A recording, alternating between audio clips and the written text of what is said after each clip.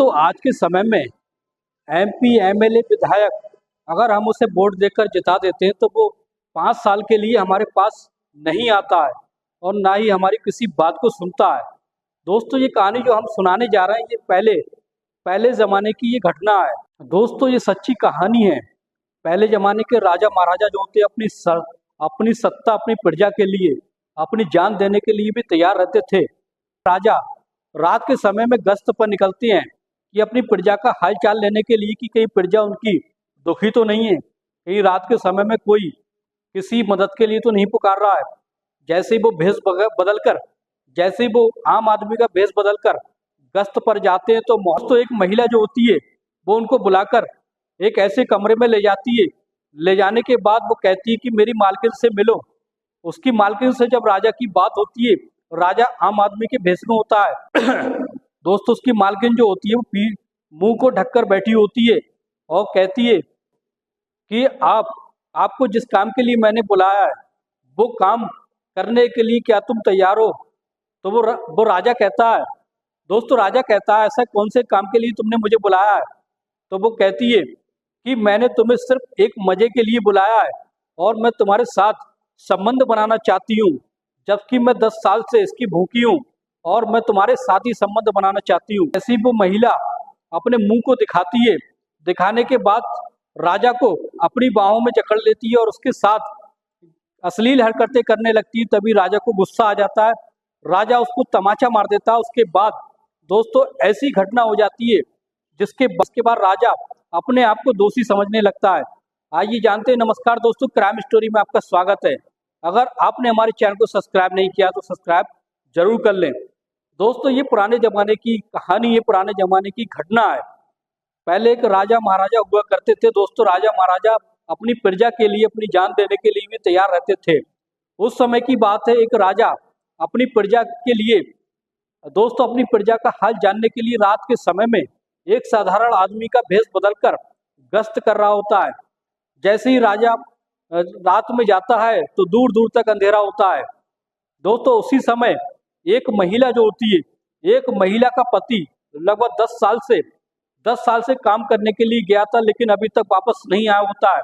उसको अपनी जिस्म की भूख सताने लगती है कि जो हवस है वो बढ़ जाती है। उसे 10 साल से उसने किसी आदमी के साथ संबंध नहीं बनाया था। जब भी उनने संबंध बनाया था अपने पति के साथ ही संबंध बनाया था, लेकिन अब उसकी भूख इतनी ज्यादा बढ़ गई थी, उसके सब्र का बांध टूट चुका था। तो वो अपनी नौकरानी से कहती है कि तुम रात के समय में एक ऐसे आदमी को लेकर आओ जो मेरी जिसकी हवस को पूरा कर सके, हवस को मिटा सके, जिससे मैं वंचित हूँ। और ये बात सुनकर दोस्तों उसकी जो नौकरानी होती है वो निकल जाती है। तो वो आदमी की तलाश करने के लिए रात में निकल जाती है, लेकिन रास्ते में उसे एक राजा मिल जाता है। उसे पता नहीं होता कि वो राजा भेष बदलकर गश्त करने के लिए वहां पर आया था अपनी प्रजा का हालचाल जानने के लिए। फिर वो उससे जाकर पूछती है, क्या तुम मजे करना चाहोगे? अगर तुम्हें मजा करना है तो तुम मेरे साथ चलो, मैं तुम्हें ऐसे मजे कराऊंगी जिससे तुम्हारी जिंदगी सफल हो जाएगी। जब राजा ये बात सुनता और सुनकर ये सोचता कि आखिर माजरा है क्या, और उसके हालचाल जानने के लिए, सच्चाई को जानने के लिए उस महिला के पीछे पीछे चल देता है।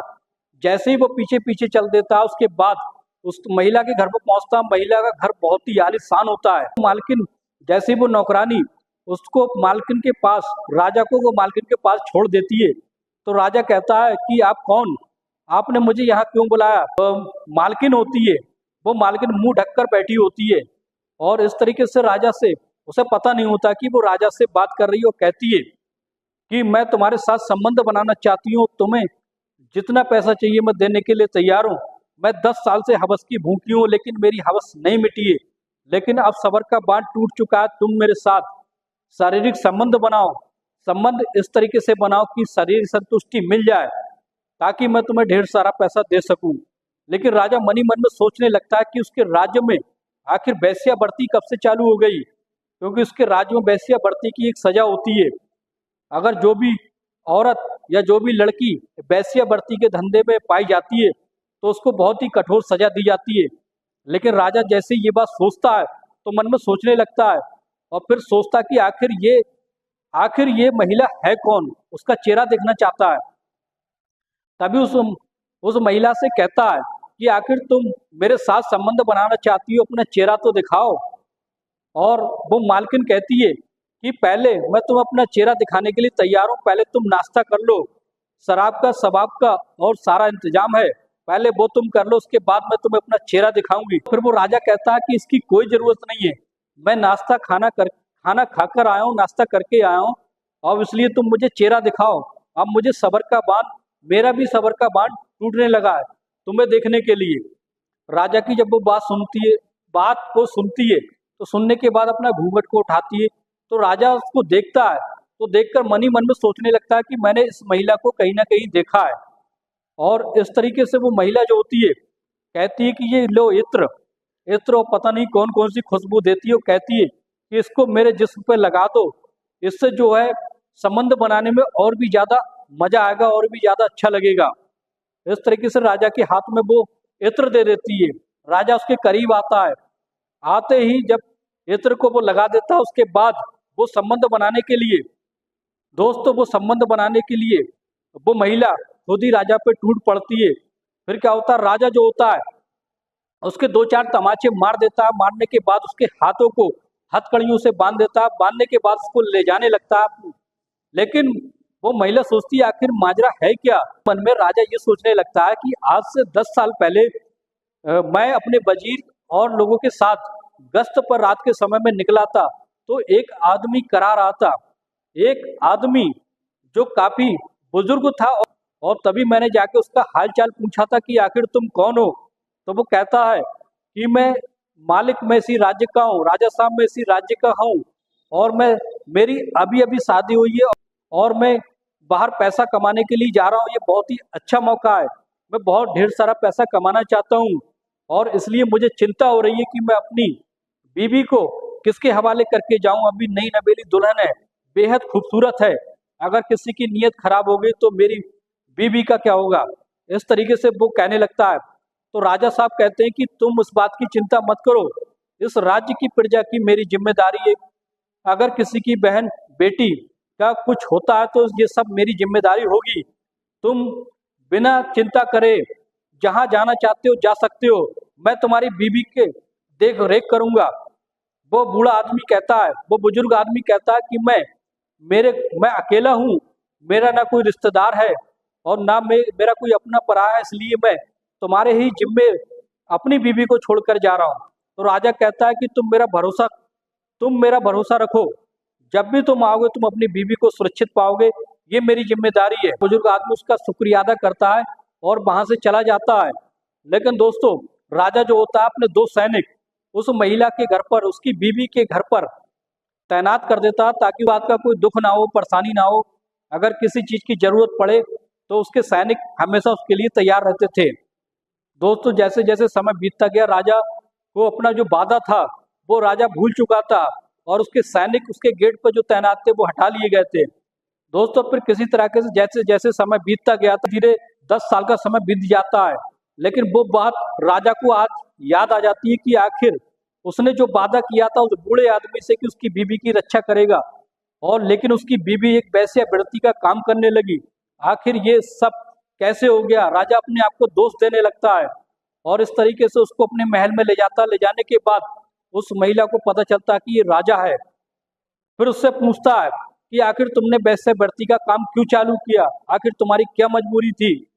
दोस्तों वो महिला कहती है कि राजा साहब ये मेरा पहला दिन था, मैंने वैश्य वृत्ति आज तक नहीं की है। आज से 10 साल पहले मेरा पति चला गया था, लेकिन वो आज तक लौट कर नहीं आया। लेकिन मेरे जिस्म की प्यास बढ़ चुकी थी, कब तक मैं अपनी जिस्म की प्यास को रोक लेती, कब तक कंट्रोल कर पाती।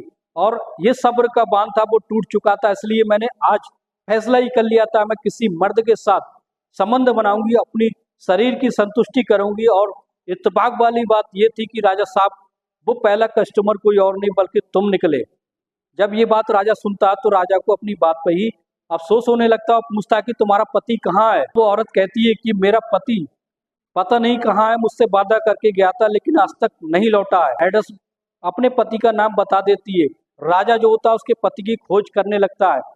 खोज करते करते दोस्तों काफी समय बीत जाता है। उसके बाद वो एक बूढ़े व्यक्ति को लाया जाता है। एक बूढ़ा व्यक्ति मिलता है। जब बूढ़े व्यक्ति से पता चलता है तो कहता है कि ये मेरी बीवी है। बूढ़ा व्यक्ति उस अपनी पत्नी को पहचान लेता है और वो औरत भी उस बूढ़े व्यक्ति को पहचान लेती है।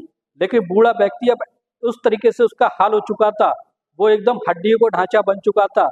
लेकिन राजा पूछता है कि तुम 10 साल से थे कहाँ और आखिर तुम्हें हमने जब खोजा तुम मिले। तुम्हारी बीवी का क्या हाल है तुमने जानने की कोशिश भी नहीं की।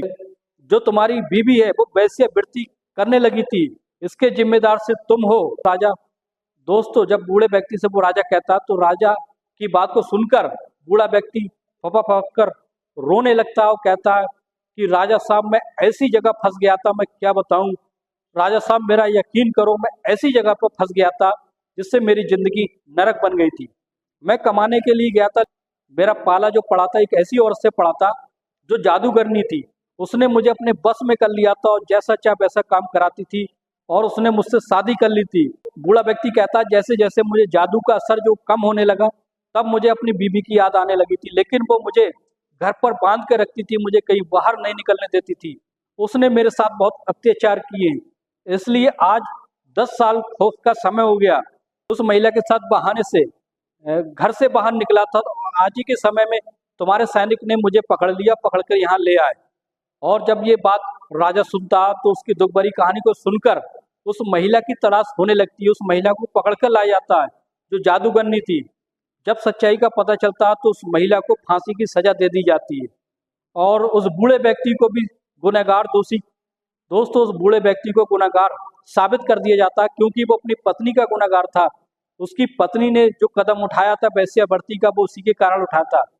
10 साल से जब उसने अपनी पत्नी को शारीरिक सुख नहीं दिया है, वो झूठा वादा करके गया था लेकिन आज तक नहीं लौटा था। और फिर कुछ साल की जो सजा होती है बूढ़े व्यक्ति को दे दी जाती है और उसके साथ ही उसका नीम हकीम द्वारा उसका इलाज कराया जाता है। जब बूढ़ा व्यक्ति स्वस्थ हो जाता है दोस्तों कुछ साल के बाद जब वो स्वस्थ हो जाता है उसके बीवी के हवाले उस बूढ़े व्यक्ति को कर दिया जाता है।